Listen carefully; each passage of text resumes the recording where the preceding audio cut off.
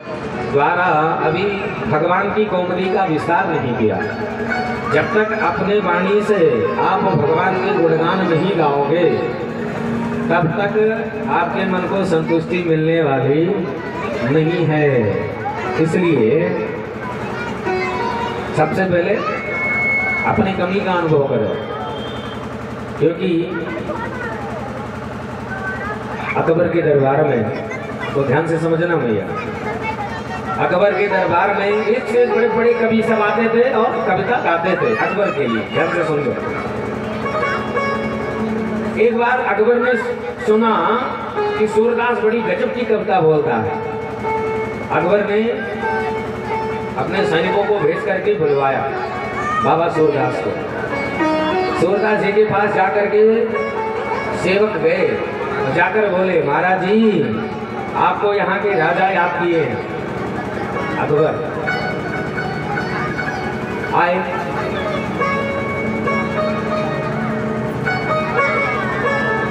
जब आए हैं सूरदास जी,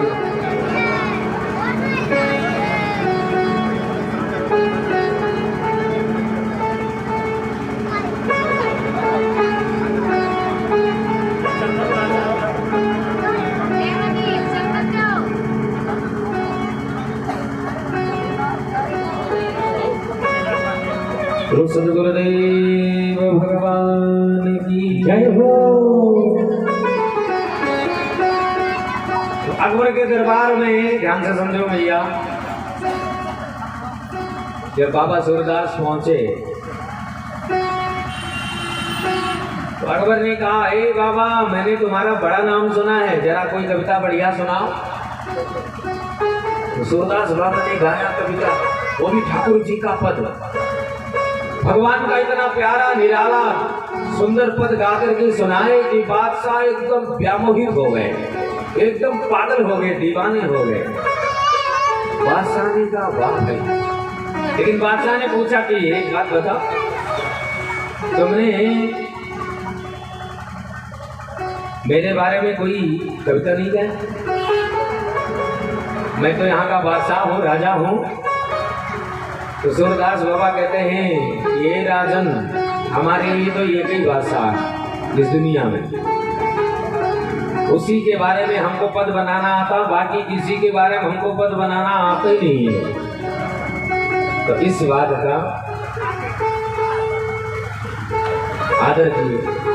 बादशाह ने सम्मान करते हुए बोले, मांगो, हम तुम्हारे पद से बड़े खुश हुए, क्या चाहते हो? तो सूरदास जी आज मांग क्या रहे हैं, वो भी बादशाह से। बादशाह से कहते हैं कि अगर आप हमें कुछ देना चाहते हो तो वरदान दो। क्या चाहिए? पहले ना दोबारा अपने दरबार में हमें कभी बुलाना, पहला वरदान ये दो कि दोबारा हमें कभी इस दरबार में नहीं बुलाना। और दूसरा ये दो कि ना कभी हमसे मिलने आना। दूसरी स्थिति ये है, सूरदास बाबा कहते हैं ना कभी हमसे मिलने आना और ना हमको दोबारा कभी बुलाना। एक से एक बड़े बड़े शब्द कवि बैठे थे, वो सब कवि अवाक रह गए कि वाह, ऐसे भीतराग भक्कड़ को देखो।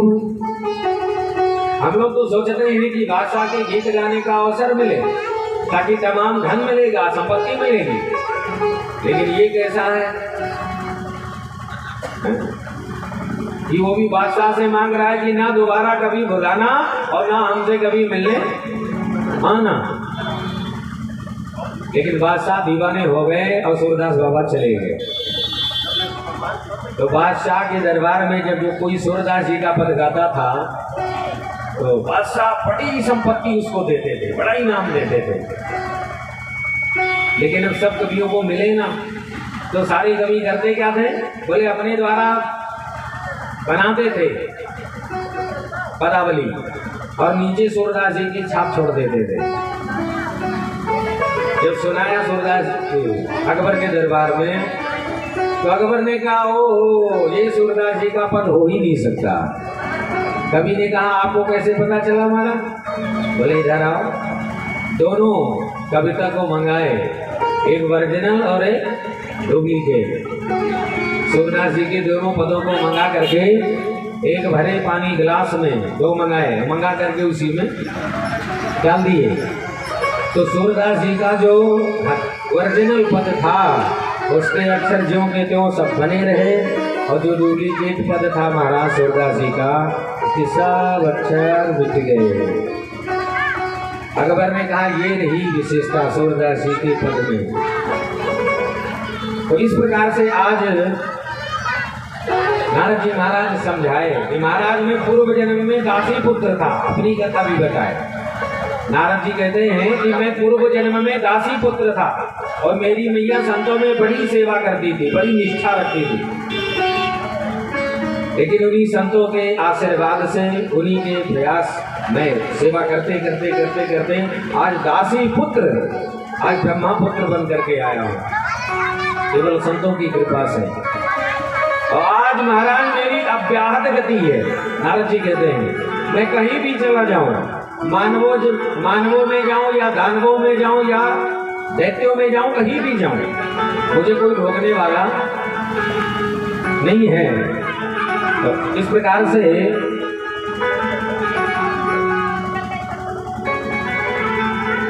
नारद जी ने कहा कि पहले आप भाई सब बिहारी जी के अनन्य भक्त हैं। बोलो बाकी बिहारी लाल की जय हो। नारद जी समझाए, व्यास जी ने कमी का अनुभव किया और सरस्वती नदी में स्नान किए और गणेश जी महाराज लिखने लगे और व्यास जी गाने लगे।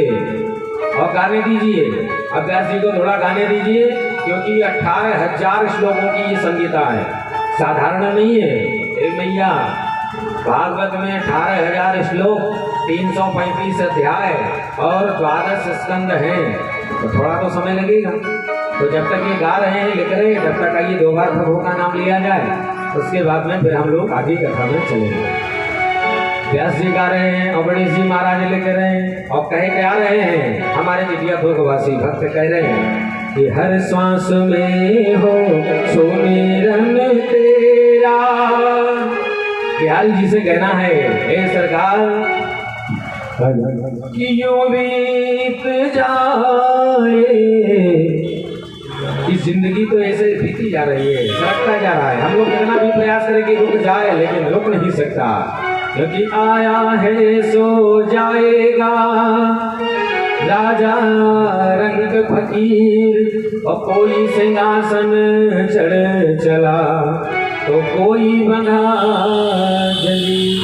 इसलिए भगवान से हर श्वास श्वास पर प्रभु का स्मरण बना रहे, यही विनती भगवान से। कहना क्या है कि हर श्वास में हो सुमिरन तेरा, जो बीत जाए जीवन मेरा। हर श्वास में हो सुमिरन तेरा, जो बीत जाए जीवन मेरा। हर सांस में हो सुमिरन तेरा, जो बीत जाए जीवन मेरा। हर सांस में हो सुमिरन तेरा, जो बीत जाए जीवन मेरा। ताली बजाते हुए भैया पीछे मुझे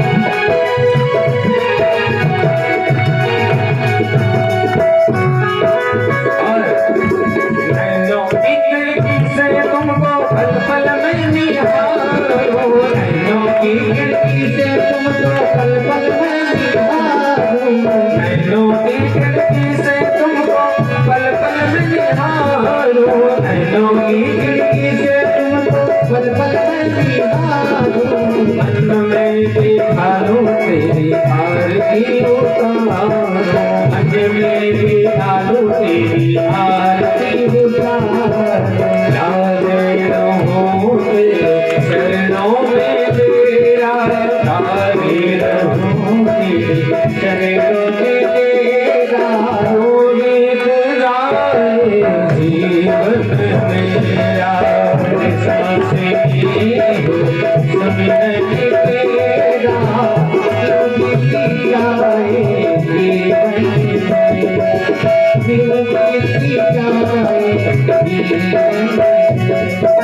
और एक बिहारी से, आगे बिहारी से सबरे भक्त कह रहे हैं, जो उनकी दुलारे हैं और प्यारे हैं, वो क्या कहते हैं? जो भी तेरा प्यारा हो वो मेरे दिल का प्यारा हो, जो भी तेरा प्यारा है जो भी तेरा प्यारा है वो मेरा दिल का प्यारा हो। मेरे सर का ताज में आंखों का तारा हो, मेरे सर का ताज में आंखों का तारा। मेरे सर का ताज मेरे आंखों का तारा हो, मेरे सर का ताज मेरी आंखों का तारा हो। सब मैं श्री राम में सब जग जान करो प्रणाम डोगरे जी गोपाल। ये तो कहा गया है भगवान हर जगह पूरे संसार में इनकी गति है। कोई लोग तो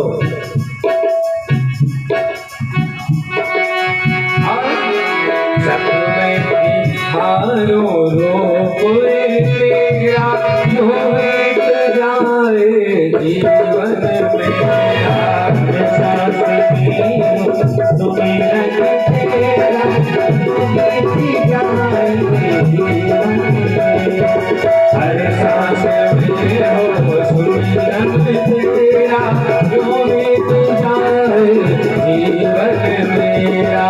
हर सांस में हो सुमिरन तेरा, रोहित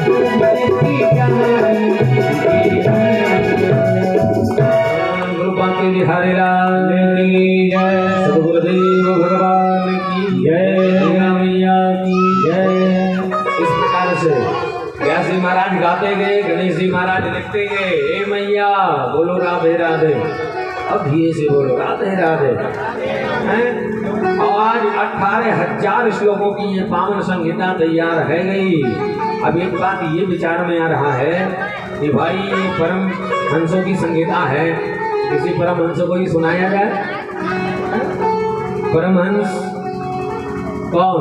तो एक बार नारद जी महाराज गए कैलाश पर्वत पे।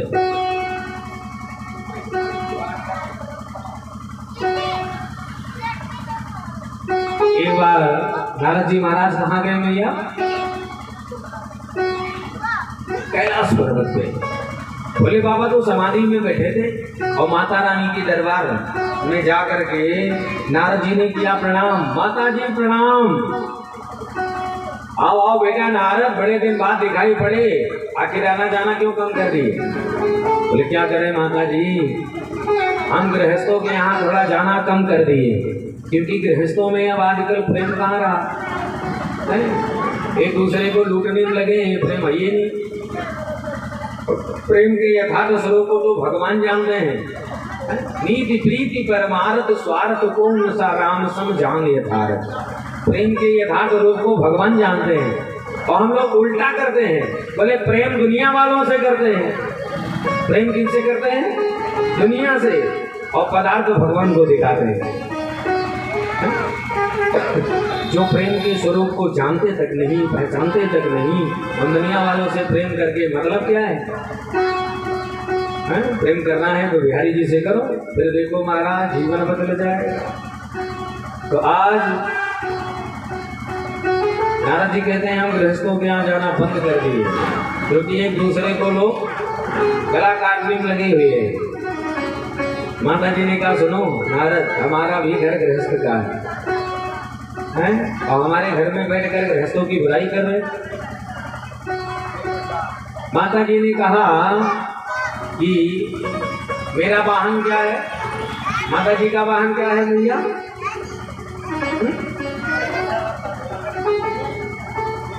शेर। क्या है? शेर। और भोले बाबा का वाहन क्या है? नहीं पता। पता? नंदी है। तो माता जी कहती है देखो शेर और नंदी एक दूसरे के दुश्मन हैं। भाई आजकल की लौकिक भाषा में अगर शेर नंदी को देखेगा तो खा जाएगा। माता जी कहती देखो वो दोनों साथ में खेल रहे हैं। अच्छा, भगवान शंकर के छोटे बेटे का वाहन क्या है मैया बताओ जरा। गणेश जी का वाहन क्या है? चूहा। और भोले बाबा के गले में क्या है मैया? भुजगेंद्रहार, सांप। तो सांप चूहे को देखेगा तो बताओ छोड़ेगा? देखो एक दूसरे के दुश्मन है, जरा ध्यान से समझना। माता जी कहती है मेरे छोटे बेटे का वाहन चूहा और मेरे स्वामी जी के गले में सांप। तो सांप और चूहे देखो साथ में खेल रहे हैं। अच्छा, भगवान शंकर के बड़े बेटे का वाहन क्या है भैया? कार्तिकेश्वर का वाहन क्या है? मोर। और भोले बाबा के गले में क्या है? सांप। तो एक मिनट विचार करो कि मोर सांप का दुश्मन है कि नहीं है? तो माता जी कह रही है नारद देखो वो मोर और सर्प ये दोनों साथ में खेल रहे हैं और तुम कह रहे हो कि दुनिया में प्रेम नहीं रहा है। अरे हम भी गृहस्थ आश्रम से हैं। नारद जी ने कहा माता जी अपने घर की बहुत बड़ाई कर रही है। मेरा भी नाम नारद नहीं, इनके घर में अगर खटपट ना करा तो नारद जी ने पूछ दिया मैया एक बात बताओ, भोले बाबा आपसे बहुत प्रेम करते हैं? बोले बिल्कुल। अच्छा, तो भोले बाबा के गले में जो मुंड की माला है ये किसकी है? भोलेनाथ के गले में मुंड की माला है। अब माता जी दिमाग पे जोर लगा रही है और भोले बाबा कभी बताए नहीं, क्योंकि माता जी कभी पूछी नहीं, और जब पूछी नहीं कोई बात ही वैसी नहीं आई तो बताए नहीं। अब नारद जी को मौका मिल गया। नारद जी ने कहा आप बताओ, आप कह रहे कि प्रेम करते हैं, ये प्रेम है? गले में मुंड की माला लटकाए घूम रहे हैं, आज तक अपनी पत्नी से भी नहीं बताए, ये प्रेम है? अब इतना भड़का दिए कि माता रानी का क्रोध पारा बार नहीं रहा हमारा। इतनी क्रोधित हुई कि अब जब देख लिए कि अपना काम बन गया तो नारद जी प्रणाम करके सिर के खिसक लिए। बोले माता जी प्रणाम, अब अपने राम चल रहे हैं। नारद जी तो चले गए।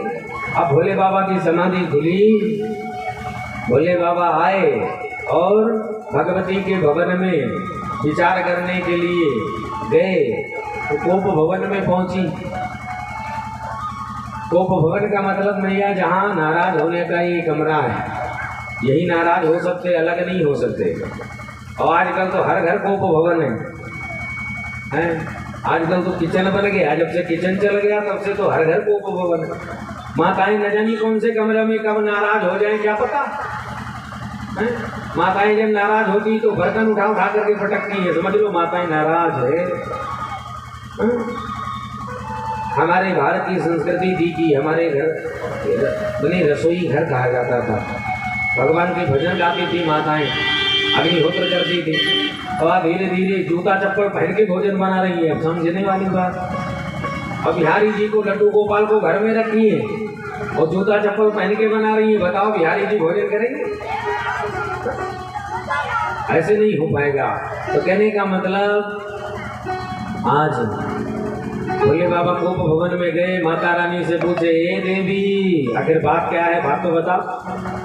माता जी ने कहा बात मत करो, तुम कितने बड़े कपटी हो आज पता चला। भोले बाबा ने कहा मैंने क्या कपट किया? माता जी कहती है कि गले में जो नरमुंड माला लटकाए घूम रहे हो भोलेनाथ, ये आखिर हैं किसके? भोले बाबा ने कहा इतनी छोटी सी बात को लेकर इतना नाराज? अरे देवी ये किसी दूसरे के गले नहीं है, ये जितने मुंड हैं सब तुम्हारे हैं, ये सारे सर तुम्हारे हैं, तुम्हारे ही सरकों में लटकाए डोल रहा हो। माता जी ने कहा तब तो आप महाकपटी हो, क्योंकि मैं इतनी बार पैदा भई, इतनी बार मरी, तो आप एको बार नहीं मरे भाई, तभी तो हमारा सर मिला आपको। आप अमरनाथ बने बैठे रहे। तब भोले बाबा ने कहा देवी मैंने अमर कथा पी लिया है, और जो अमर कथा सुन लेता है उसका मैया आना जाना बंद, ये आवागमन का झंझट खत्म। तो माता जी ने कहा कि कितनी गलत बात कि पति देव अमरनाथ बने बैठे और पत्नी आती जाती है, कितनी गलत। एक काम करो महाराज, वही कथा हमें भी सुनाओ ताकि भी हम भी अमर हो जाएं, ये मरने झंझटे खत्म हो जाए। भोले बाबा लेकर गए कहाँ? कैलाश के उच्च शिखर पे। माता जी से बोले सुनो देवी, इस कथा को जो सुन लेगा वो अमर हो जाएगा, मरेगा नहीं, इसलिए सबको भगाओ। ये जीव जंतु कीट पतंग गुल्म लता जितने सबको भगाओ, किसी के कान में ये आवाज नहीं जाना चाहिए, नहीं फिर वो अमर हो जाएगा, अमर भी नहीं करेगा। तो माता जी ने अपनी क्रोधमयी दृष्टि से देखा, चारों तरफ सब जीव जंतु पलायन कर गए, सब भग गए। एक सुखे का अंडा पड़ा था, वो सुखा का अंडा जो पीछे पड़ा था, तो माता जी ने देख करके अनदेखा कर दिया कि इसका तो अभी जन्म भी नहीं हुआ है, ये तो अपने स्वरूप में भी नहीं आया, अंडा ही रूप में पड़े रहे। अब कथा प्रारंभ हुई तो भोले बाबा ने कहा था सुनो, कथा हम तभी सुनाएंगे जब अब हमारी कथा में होकारी भरोगे। होकारी नहीं भरोगे तो हम कथा नहीं सुनाने वाले, क्योंकि भोले बाबा आंख बंद करके कथा सुनाते थे। नेत्र, क्योंकि उस छटा को भोलेनाथ दर्शन किया करते थे, उसी छटा में वो निमग्न रहते थे। तो भोले बाबा ने कहा नेत्र खोल करके कथा नहीं सुनाएंगे देवी, होकारी भरोगी तभी पक्की बात। माता जी ने कहा ठीक है महाराज, आप कथा शुरू करो, हम होकारी भरेंगे। हे मैया बोलो राधे राधे। कथा सुनाते सुनाते सुनाते जैसे एकादश स्कंद में पहुंचे भोलेनाथ, विभूति योग का वर्णन करते हुए माता भगवती को नींद आ गई, और नींद इतनी गजब की आई कि सो गई। तो जो पीछे तोता बैठा था ना, अंडा, तोता का अंडा पड़ा था, वो कथा सुनते सुनते अपने स्वरूप में परिणित हो गया। जब वो बढ़िया सुग्गा के रूप में आया तो महाराज, जब वो तोता बड़ा पारखी होता है। अब तोता राम जी सोचे कि अगर होकारी नहीं भरा जाएगा तो कथा बंद हो जाएगी, और अगर कहीं कथा बंद हो गई तो सारा दोष हमें लगेगा, और कथा का दोष बहुत खतरनाक है। तो तोता राम जी होकारी भरना शुरू कर दी। अब पूरी कथा जैसे विराम हुई, भोले बाबा ने जयकारा लगाया, बोल बाल कृष्ण भगवान की। माता जी की नींद खुली। हाँ महाराज, तब क्या हुआ? भोले बाबा ने कहा वाह देवी, हमने पूरी कथा सुना दी, अभी पूछ रही हो कि क्या हुआ? अरे तुम ठीक हाँ? माता जी ने कहा हम आपसे झूठ क्या बोले सरकार, हमें नींद आ गई थी इसलिए हम सो गए थे। भोलेनाथ ने कहा अगर तुम सो गई तो ये होकारी कौन भर रहा था? पीछे घूम के देखे तो तोताराम जी अभी भी होकारी भर रहे। भोले बाबा ने तुरंत त्रिशूल छोड़ दिया, जाओ जाकर के मार दो। तोताराम जी भगे। भगते भगते महाराज कृष्ण द्वैपायन वेद व्यास जी की पत्नी का नाम था रुचिका। वो सुबह सुबह श्रृंगार कर रही थी, तो श्रृंगार करते हुए मैया उनको जमुई आई, और जब जमुई आई तो मुंह खुला, और जब मुख खुला तो तोताराम जी मुखद्वार से उनके गर्भ में प्रविष्ट हो गए। वो त्रिशूल बाहर खड़े हो गए भोलेनाथ के। अब जब त्रिशूल रुका तो भोलेनाथ तुरंत प्रकट हो गए कि इस दुनिया में हमारा त्रिशूल रोकने वाला कौन आ गया भाई? भोले बाबा जैसे आए, त्रिशूल से पूछा कि भाई क्यों रुके?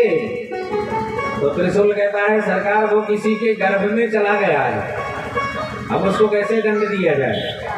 तब तक व्यास जी भी घूमते घूमते आ रहे थे। व्यास जी ने भोले बाबा को किया प्रणाम। भोलेनाथ आप क्यों कष्ट किए? हमें बुला लेते हम चले आते, आप यहाँ क्यों आकर कष्ट किए? भोले बाबा ने कहा और सब बात बाद में करेंगे, पहले तुम्हारे घर में चोर घुसा है, पहले चोर को बाहर निकालो। व्यास जी हंसने लगे कि चोर वो भी आपके घर से? भाई आपके घर में है ही क्या जो चोर चोरी करेगा? व्यास जी कहते हैं कि आपके जितने भी हीरे जवाहरात हैं सब बीची सांप गोजर यही सब आपके आभूषण हैं, भूत प्रेत यही सब आपके घर हैं, परिवार हैं, यही सब आपके परिजन हैं। तो चोर आखिर चोरी किया क्या? तब भोले बाबा ने कहा उसने अमर कथा की चोरी की है और हम उसे मार देंगे। व्यास जी ने कहा सरकार एक बात बताओ, उसने अमर कथा सुन ली? बोले हाँ सुन लिया। तो व्यास जी कहते हैं जब उसने अमर कथा सुन ही लिया तो मरेगा कैसे? भाई वो अमर हो गया और कदाचित आपने उसे मार दिया तो फिर अमर कथा की क्या महत्व, क्या विशेषता रह गई? ओहो अमर कथा सुनने वाला भी मारा गया। तब भोले बाबा को स्मरण आया और कहा कि वही आई सोई जो राम रचि राखा, वही है वही राम रचि राखा, वही है वही राम रचि राखा, वही है वही राम रचि राखा, को कर बड़ा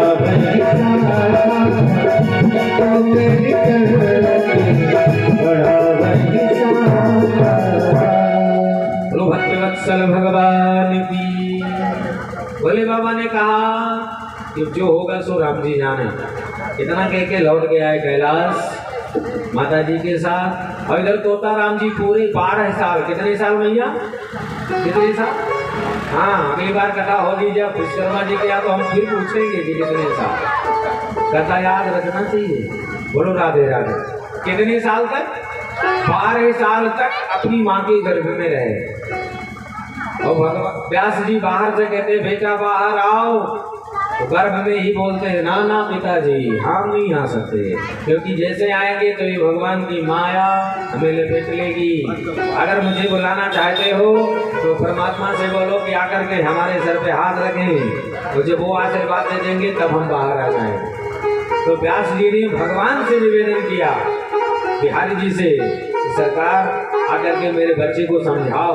बिहारी जी आकर माँ के गर्भ में ही दर्शन दिए और बोले बेटा मेरी माया तुझे छू भी नहीं सकती, जाओ दुनिया में। तब भगवान सुखदेव का 12 वर्ष के बाद इस दुनिया में प्रादुर्भाव हुआ। बोल सुखदेव भगवान की जय हो। सुखदेव जी का प्रादुर्भाव हुआ, नारक छेदन भी नहीं हुआ, बस सीधे चल दिए। अब व्यास जी पीछे से बेटा बेटा कह के पुकार रहे हैं। यम प्रव्रजन्तम अनुपेतमपेत कृत्यम द्वैपायनो विरह कातरया जुहाव पुत्रेति तन्मयतया तरवो विनेदुस्। बेटा बेटा कह के पुकार रहे हैं, फिर भी नहीं मुड़ के देख रहे। सीधे गिरी कंदरा में गए, लगाए समाधि, बैठ गए। चित्तौड़ के चरणों में लगाए अपने मन को, बैठ गए, भजन करना प्रारंभ कर दिए। व्यास जी लौट के अपने आश्रम पे आए। लेकिन इधर जब ये 18,000 श्लोकों की संहिता तैयार हो गई मैया, तो व्यास जी ने सोचा कि ये परमहंस की संहिता है, किसको सुनाया जाए। तो अपना बेटा याद आ गया कि उससे बड़ा परमहंस कौन होगा कि जो जन्म लेते ही जंगल चला गया है। उससे बड़ा सन्यासी, उससे बड़ा ज्ञानी कौन हो सकता है। तो 2-4 चेलाओं को 2-4 श्लोक रटाए और कहा जाओ जंगल में गाओ गुनगुनाओ, जहाँ मेरा बेटा बैठा होगा गिरी कंदरा में दौड़ा खींचा चला आएगा, ये मुझे विश्वास है। शिष्यगण गए जंगल में, जब श्लोक गाने लगे, गुनगुनाने लगे। भगवान सुखदेव जहाँ समाधिस्थ बैठे हुए थे, एक चेला ने गाया, इतनी प्यारी छटा भगवान की। कहता है वरहा पीडम नटवर वपुः कर्णयो कर्णिकारम्। भगवान की इस सुंदर छटा को एक बार केवल कान में पड़ने मात्र से सुखदेव जी की समाधि खुली। और खुलने के बाद सोचा भाई कोई इतना सुंदर हो सकता है दुनिया में। पीतांबर ओढ़े हुए, मोर मुकुट धारण किए हुए, बंसी बजाते हुए, गैया चराते हुए वृंदावन में प्रवेश पा रहे हैं। इतनी प्यारी छटा। चलो चल करके हम भी दर्शन करें। लेकिन दोबारा फिर संशय हुआ कि भाई जो स्वरूप से सुंदर होगा वो स्वभाव से भी सुंदर हो, इसकी क्या गारंटी? भाई स्वरूप और स्वभाव ये दो हैं। बहुत लोग स्वरूप से तो बहुत सुंदर होते हैं, स्वभाव से इतने महाराज खतरनाक कि मत पूछो। है भैया, बोलो राधे राधे। तो अब स्वभाव के बारे में संशय हुआ सुखदेव जी के अंदर। ये स्वरूप तो बड़ा प्यारा है, लेकिन स्वभाव न जाने कैसा हो। तो दूसरे चेला ने दूसरा श्लोक गाया कि यहो बकीयम स्तनकाल कूटम जिघांसया पायेद पेशाद्री। अहो बकीयम, बकी नाम किसका है भैया? बकी नाम पूतना का। किसका नाम? पूतना कौन है? कन्हैया की मौसी। किसकी मौसी? हाँ, भगवान की मौसी का नाम क्या नाम? पूतना। तो दूसरा चेला ने श्लोक गाया कि जो बकी पूतना थी वो अंतिम इच्छा लेकर के आई भगवान को मारने के लिए, लेकिन वाह प्यारे, सारे उसके दुष्टों पर पर्दा डाल करके उसको वो गति दी जो माता यशोदा को बाद में गति दी। लेभे गतिम धात्रुचितां ततोन्यम। धातु उचित गति दिया। रामावतार में भी जब राम जी ने उद्धार किया ताड़का का, तो गोस्वामी जी ने लिख दिया कि एक ही बाण। भगवान सारे अवगुणों पे पर्दा डाल करके, क्योंकि जन अवगुण प्रभु मान न काओ और दीन बंधु अति मृदुल स्वभाव। भगवान का बड़ा स्वभाव कोमल है, इसलिए गोस्वामी जी कहते हैं कि एक ही बाण प्राण हरती,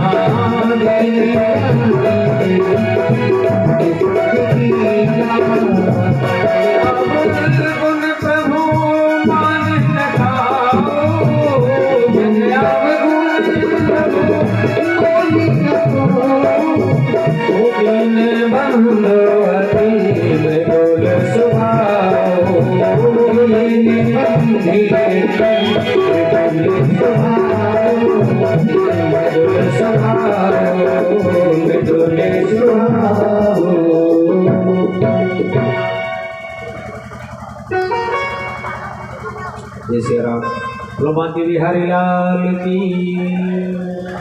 भैया कहते हैं जन अवगुण प्रभु मान न गाओ और दीन बंधु अति मृदुल। अत्यंत कोमल भगवान का स्वभाव है। अगर भगवान जीवों के दोष पे ध्यान दें तो जीवों का जीवन में कल्याण नहीं हो सकता। इसलिए दोषों पे पर्दा डाल करके न जाने कौन से गुण पर दयानिधि रीझ जाते हैं, प्रसन्न होकर के जीव का कल्याण कर देते हैं। हम लोग इतना गलती करते हैं कि कल्याण हम लोगों का कभी नहीं होने वाला, लेकिन परमात्मा के अंदर दया की कृपा की ना होती जो आदत तुम्हारी, बिंदु जी का पद है, तो सुनी ही रहती अदालत तुम्हारी है। वो दया के महान सागर है, महान सिंधु है। ऐसे गोविंद के चरणों में हम सब प्रणाम कर रहे हैं। इतना सुना नहीं कि सुखदेव जी दौड़े चले आए चेला के पास। अरे भैया कितने प्यारे प्यारे श्लोक गाए, जरा दो चार और गाओ। शिष्यगण बोले हमको तो दो ही आते थे, ज्यादा सुनना है तो चलो हमारे गुरुदेव के पास। उनके पास तो 18,000 श्लोकों की संहिता भरी भरी। अच्छा महाराज चलो, लेके दौड़े दौड़े आए सुखदेव जी को। आज व्यास जी ने अपने पुत्र को देख करके, हे मैया, जिस पुत्र के लिए पागल हो रहे थे, बेटा बेटा कह के पुकार रहे थे, फिर भी सुखदेव जी घूम कर नहीं देखे। आज गोविंद के गुणगणों ने ऐसे खींच लिया, दौड़े खींचे चले आए। लेकिन व्यास जी ने पुत्र मानकर नहीं, पात्र मान करके, क्योंकि सुखदेव जी के अंदर पात्रता है, पात्रता समझ करके व्यास जी ने संपूर्ण भागवत पान करा दिया, पूरी भागवत कथा सुना दी। अच्छा देखो, जलेबी को भले सेका जाता है, जब जलेबी सेक गई तो नाम पड़ा, क्या पड़ा भैया? जलेबी। लेकिन जलेबी को खाने में आनंद कब आएगा? हाँ, पहले उसको चाशनी भरी कढ़ाई में डालो। हाँ, सूखी सूखी जलेबी खाने से आनंद नहीं आने वाला भैया। तो भागवत संगीता क्या थी? बोले जलेबी बनी थी। भागवत संगीता जलेबी बनकर तैयार रही, लेकिन जब भगवान सुखदेव के हृदय रूपी चाशनी में जब पड़ा, जो पाया तो दीवाना होता चला गया, सब पागल होते चले गए। इस पूरी विश्व ब्रह्मांड में जो सुना वो दीवाना हो गया। आज सौनक जी ने कहा, महाराज सुखदेव जैसे परमहंस जो गो दोहन काल से ज्यादा कहीं टिकने वाले नहीं, वो 7 दिन तक बैठ करके परीक्षित को कथा सुनाते रहे। इसका कारण क्या है? और परीक्षित को ही सुखदेव जी ने कथा क्यों सुनाई? कृपा करके हमें बताओ। तब सौनक जी से सुत जी ने कहा, महात्माओं ध्यान से सुनो। यदा तु राजान सुसुतान साधून, उस समय की बात है जब महाभारत के युद्ध में सभी कौरव मारे गए, पांडवों को विजयश्री मिल गई। विजयश्री मिलने के बाद अंतिम युद्ध में, हे मैया, महाभारत के अंतिम युद्ध में विशाल भीमसेन की गदा ने दुर्योधन का उर्दंड भेदन कर दिया, जंघा को तोड़ दिया, क्योंकि इसका शरीर पूरा वज्र का था। तो बिहारी जी ने कहा कि देखो भाई, अगर कोई अधर्म धर्म के आड़ में फल रहा हो तो उस धर्म का भी उसको हटा देना चाहिए मार्ग से। वैसे गदा युद्ध में कटी से नीचे प्रहार करना वर्जित रहा, लेकिन गोविंद ने सोचा कि इसका कल्याण होगा कैसे, क्योंकि भोले बाबा का वरदान था, तो वरदान पे भी ध्यान देना था। गोविंद ने कहा, इसका कल्याण भीम तुम कर सकते हो, तुम चिंता बिल्कुल मत करो। भीमसेन की गदा ने दुर्योधन का उर्दंड भेदन कर दिया, जंघा को तोड़ दिया। सारे पांडव अपने शिविर में आए और दुर्योधन को मूर्छित अवस्था में कुरुक्षेत्र की भूमि में छोड़ दिया। ध्यान से समझना, दुर्योधन विशाल वो कुरुक्षेत्र की भूमि में तमाम सब हिंसक जानवर खाने के लिए झपट रहे हैं। दुर्योधन का भी मृतदेह समझ करके उसको भी खाने के लिए तमाम गिद्ध उसके ऊपर भी मंडराते हैं। तो दुर्योधन भगाते भगाते एकदम संत्रस्त हो रहा है।